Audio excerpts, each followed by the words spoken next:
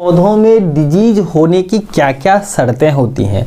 जैसे क्या होता है कि जंतुओं में जो है बीमारी लगती हैं, या तो उनके खानों में व्यवधान के कारण होती हैं, यानी कि खान पान में या रहन सहन में, या आसपास क्या होता है पर्यावरण अगर क्या होता है कंटामिनेटेड होता है, या अगर किसी पैथोजन का यानी कि रोगजनक का, जैसे जीवाणु हो गए, विषाणु हो गए, कवक हो गए, प्रोटोजोआ हो गया, इसका अगर इन्फेक्शन होता है तो हम लोग बीमार पड़ जाते हैं, यानी जंतु का शरीर बीमार पड़ जाता है।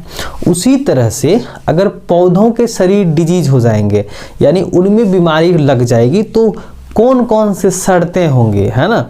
जैसे कि अगर पौधों में बीमारी लगती है, एग्जाम्पल में हम लोग लेते हैं जैसे आलू है ना। आलू जिसको हम लोग जीव विज्ञान की भाषा में बॉटेनिकल नोमेनक्लेचर के हिसाब से क्या कहते हैं हम लोग, सोलेनम ट्यूबरोसम कहते हैं। क्या कहते हैं? सोलेनम ट्यूबरोसम्स कहते हैं। पोटैटो है ना। और ये क्या है आपके किसके मॉडिफिकेशंस होते हैं? तने के मॉडिफिकेशंस होते हैं। अंडरग्राउंड स्टेम है यानी कि भूमिगत तना है ट्यूबर का, है ना।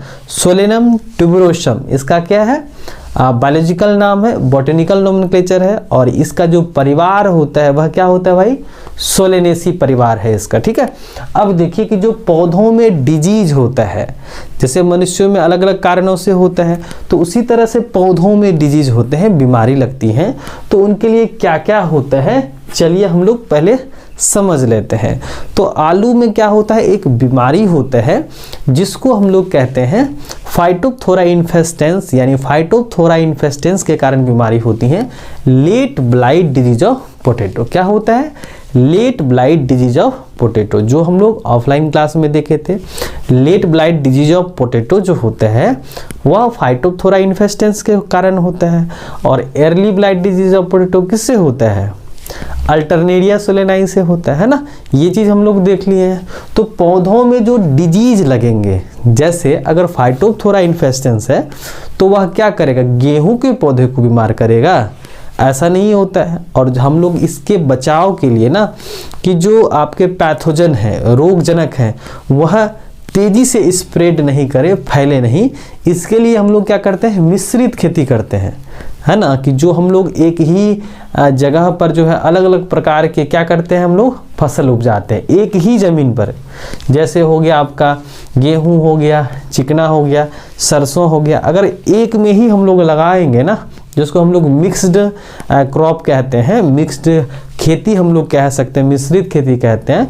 इसलिए भी कि अगर पैथोजन का अटैक होगा तो उसको ससेप्टेबल होस्ट नहीं मिल पाएगा, जिस वजह से बीमारी नहीं फैलेगी, है ना। तो इस तरह से हम लोग देखते हैं कि पौधों में डिजीज होने के कौन कौन से कारक होते हैं, यानी शर्त को हम लोग देखते हैं।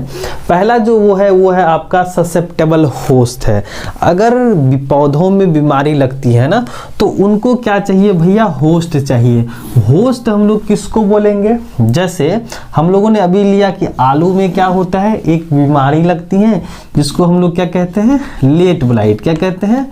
लेट ब्लाइट कहते हैं, यानी पत्तियां क्या हो जाती हैं, झुलस जाती है, जिसको हम लोग गाँव घर की भाषा में क्या कहते हैं, पल्लो मारना कहते हैं। तो अब जो late blight disease of potato होता है किसके कारण से, फाइटोप्थोरा से। किसके कारण से होता है? फाइटोप्थोरा इन्फेस्टेंस के कारण होता है ना, इन्फेस्टेंस के कारण होता है। तो ये जो आपके पैथोजेंस हैं आलू के ही पौधे को बीमार करेंगे। तो इसका मतलब अगर फाइटोप्थोरा इन्फेस्टेंस को अगर ये होस्ट यानी आलू अगर ना मिले तो फिर यह डिजीज काउज नहीं कर सकता है, अगर मिल जाएगा तो वह डिजीज काउज हो सकता है। तो इसका मतलब कि एक पैथोजन यानी रोगजनक जो है एक पार्टिकुलर प्लांट्स और एनिमल्स को ही बीमार कर सकता है।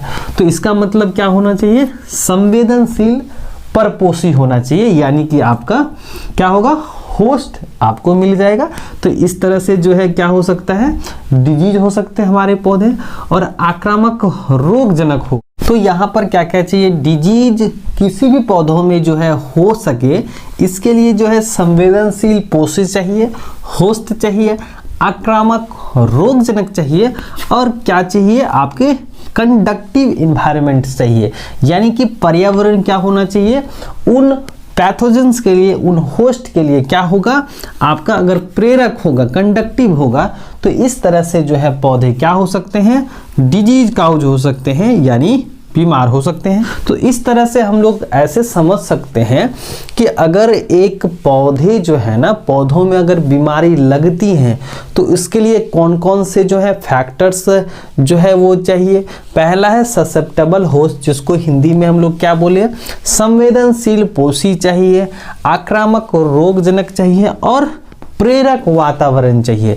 तो इस तरह से एक ट्रायंगल बनता है जिसको हम लोग क्या नाम देते हैं, डिजीज ट्रायंगल कहते हैं। क्या कहते हैं, डिजीज ट्रायंगल कहते हैं, ट्रायंगल कहते हैं, क्या कहते हैं, डिजीज ट्रायंगल कहते हैं, इस तरह से, है ना।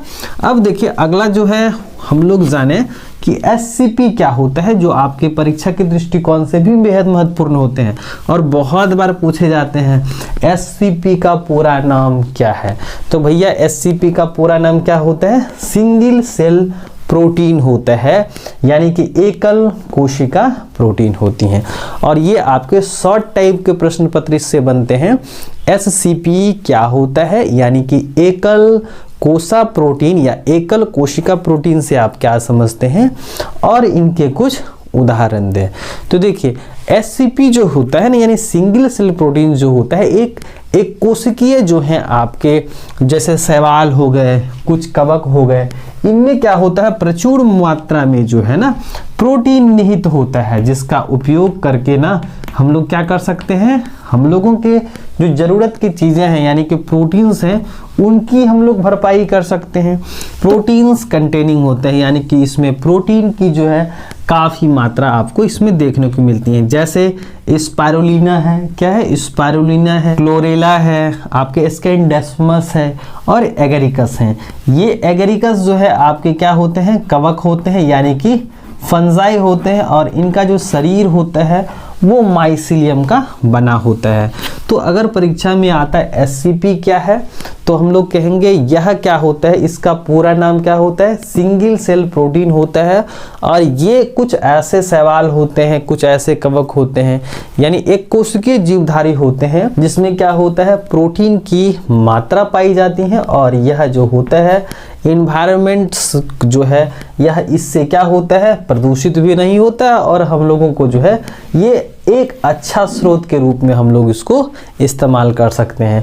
एग्जाम्पल में हम लोग रखेंगे स्पाइरुलिना है, क्लोरेला है, स्कैंडेस्मस है और एगेरिकस हैं। ये सभी के सभी क्या होते हैं, प्रोटीन के अच्छे स्रोत माने जाते हैं। तो चलिए हम लोग आगे देखते हैं। अब हम लोग देखें कि इंटर स्पेसिफिक हाइब्रिडाइजेशंस क्या होता है। तो हाइब्रिडाइजेशंस का मतलब क्या होता है, क्रॉस, यानी कि हम लोग दो जीवों को हम लोग क्या कराएंगे, क्रॉस कराएंगे।